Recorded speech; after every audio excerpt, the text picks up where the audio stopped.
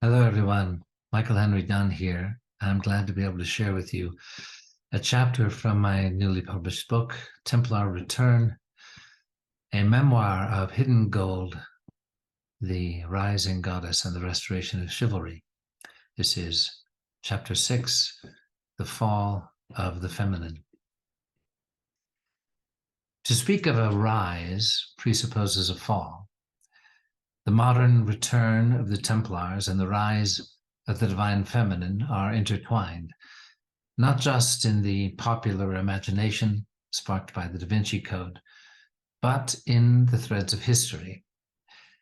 When the Templars fell on October 13th in the year 1307, it was, in fact, the last in a series of falls, which signaled that a dark time of persecution had come for the balance of the feminine spirit in humanity. The clock had been ticking ominously for the Templars since the Albigensian crusade against the Cathar communities of Europe, perhaps the darkest chapter in the bloody history of the Roman Catholic Church, in which these peaceful, true Christians, as they called themselves, were massacred across the continent in a 20-year campaign against the heretics who dared to defy the authority of the Pope, who lived lives of simple purity, who accorded women equality with men, who believed in reincarnation and traced their spiritual lineage to Mary Magdalene's sojourn in France after the resurrection. One French noble who was ordered by the Pope to massacre the Cathars in his region replied simply, "We cannot. We know these people. They live lives of perfection." The heartbreaking story of the Cathars and their steadfast refusal to renounce their faith in the face of torture and death is still difficult for me to read. Their final refuge atop Montségur in the Languedoc region, where the last community was put to the torch, is a grim and beautiful place where the land retains the memory of a terrible time when the forces of greed and ignorance and violence exterminated a community of love, tolerance, a culture of art and beauty. All told, at least 500,000 peaceful men, women, and children were massacred in Europe's first genocide. This bleak episode in Western history had grim consequences which would echo for centuries. It gave rise to the Inquisition, whose purpose was to root out heresy in all its forms, so that no trace of Cathar belief or practice would remain to threaten the Church of Rome. The work of the Inquisition would last for 500 years, during which it is estimated that millions of women, yes, millions of women, were burned at the stake as witches, the great majority of them healers who still practiced the nature-based spirituality of goddess worship. They were essentially what we would call today shamans and herbalists, and as such represented a threat to the Church's claim as the sole source of divine grace, obtainable only by the intermediary of priests and sacraments. As one Native American scholar observed, once upon a time, we were all indigenous. Even the Europeans were indigenous, at least until the Church exterminated all the nature-worshipping healers during the Inquisition. Another parallel here, as among the American tribes, women were respected leaders in Cathar communities, another heresy, which the Church-sponsored colonizers of the Americas sought to stamp out in tribal culture. Yet the beginning of the long fall of the feminine in the Western world can perhaps be traced to another tragic and bloody event 800 years before the Cathar genocide, the murder of the great philosopher and mathematician Hypatia in Alexandria in 415 AD by a band of fanatical Christian monks. Renowned for her wisdom, virtue, and learning, Hypatia led a school of philosophy and mathematics in Alexandria, to which students flocked from all over the Roman world. In the first few decades after the conversion of the Roman Emperor Constantine to Christianity, made Christianity the official religion of the empire, the classical learning and spirituality of the ancient world, long centered in Egypt, had not yet been outlawed nor labeled with the clumsy term of pagan. Hypatia numbered prominent Christians as well as pagans among her students, and attained such a degree of influence that she was sought as a mediator in the savage political and religious conflicts which began to intensify in Alexandria. A radical group of Christian zealots began a campaign of defamation against Hypatia, believing that she was siding against their version of Christianity in the ongoing disputes. Riots broke out over several years, culminating in the brutal murder of Hypatia by a band of these monks who broke into her home, skinned her alive, and tore her limb from limb. This unthinkable torture and murder of a renowned woman philosopher shocked the Roman world, and may be pointed to as a symbolic event presaging the fall of Western Europe into the Dark Ages, as classical learning was lost and the pre-Christian pharaonic spirituality of Egypt and of the Essenes, from whom came Jesus and Mary Magdalene, could only flourish in places of isolation, protected from the ever more centralized power of the Church as it sought to cement dogma into blind obedience. The murder of Hypatia was also the immediate precursor to a time when Gnostic teachings were declared heretical by Rome, leading to the burial of precious manuscripts now known to history as the Gnostic Gospels, unearthed centuries later in the Nag Hammadi and Dead Sea Scroll discoveries of the mid-20th century. A scholarly consensus has since emerged confirming that the practices of the Cathars were indeed, as they claimed, a direct continuance of the pure apostolic form of earliest Christianity as they received it from Mary Magdalene, in which there was no priesthood as such, in which men and women were equal, simplicity of living and communal sharing were the norm, manual labor was honored, one's word was sacred, violence was forbidden, purgatory and hell were unheard of, and reincarnation as a process leading to perfection was accepted as a fact of life. The Cathars even claimed to know the geographical route by which they had traveled from the Holy Land to their final home in northern Italy and southern France over the centuries since the time of the Apostles. It may be largely thanks to the chaos of the Dark Ages between the fall of the Western Roman Empire and the late medieval era that the Cathars and other Gnostic-inspired communities were spared the wrath of the Roman Church for as long as they were. The Emperor Justinian was on the brink of restoring and revitalizing the Western Empire in the 7th century when the Black Death, the plague, decimated the population of Europe, leaving whole regions in chaos and ignorance for centuries. Then, as now, survival during social upheaval depended on a culture of communal sharing. This may, perhaps, explain the survival of Cathar communities. When Europe began to revive and emerge from the darkness in the medieval era, the rise of the Cathars took place in step with the rise of the Templars in their heyday. It is widely known that the earliest Templar Knights made momentous discoveries in their excavations beneath the Temple Mount in Jerusalem, the fabled treasure of the Templars. It is not improbable that those first 9 French knights knew what they were looking for, the lost Gospels of the earliest Christians, which proved the truth of the Cathar tradition of the divine union between Christ and the Magdalene, and which reaffirmed the simpler and purer form of Christianity, which had later been tainted and corrupted by the influence of Rome.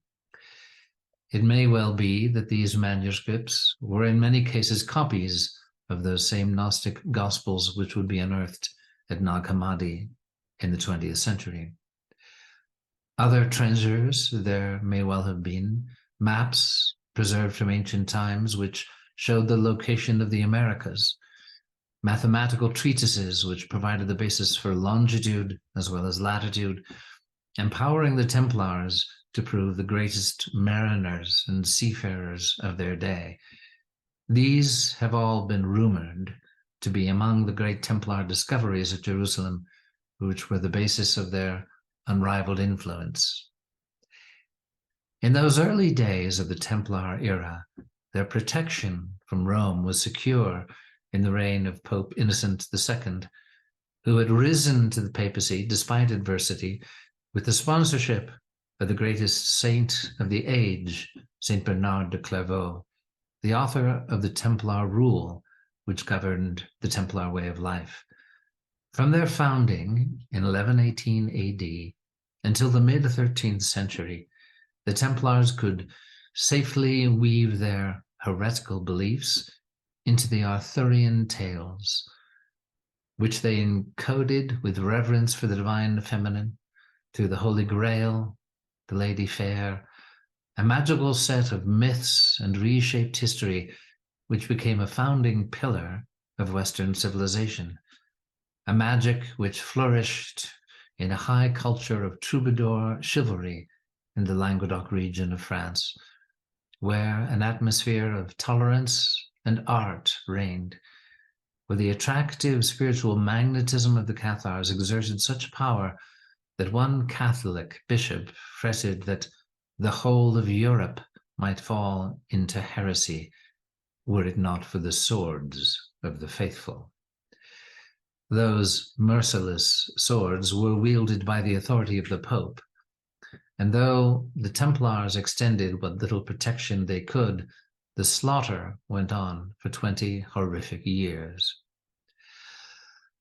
The Templars arose when they did because, and it may well be that we can call this the divine will, a time of crisis had come when a bridge in time was needed to ensure that the truth of the balance of divine feminine and sacred masculine would be seeded into the world mind in the form of the legends and myths which survived the Templar fall.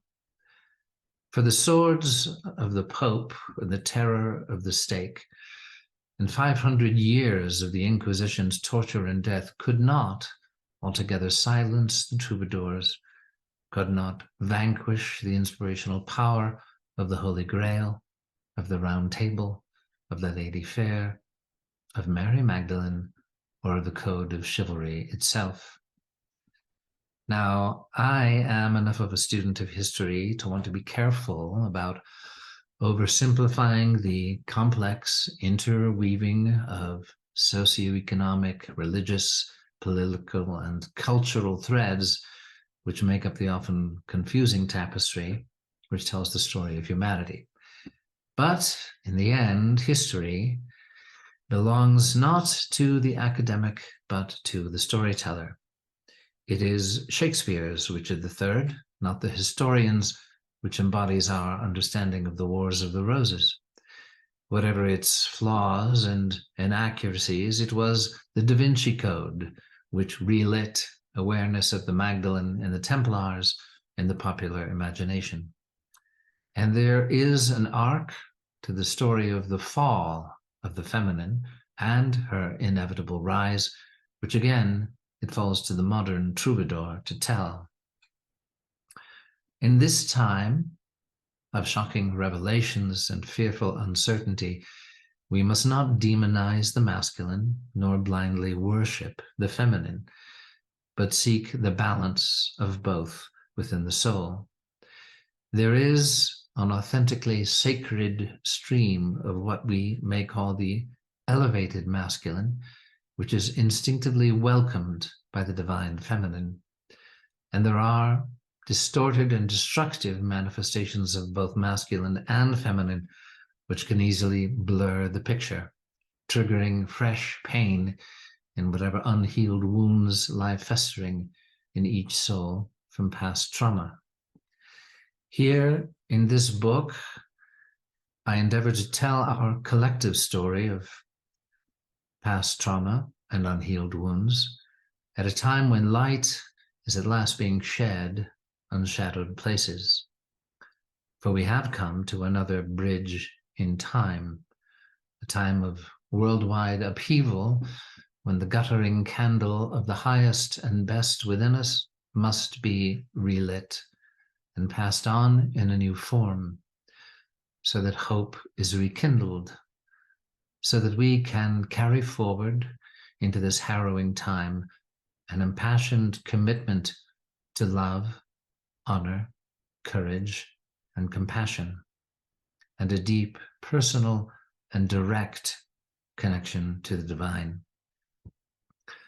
The Templars and their Cathar brothers and sisters were not martyred in vain.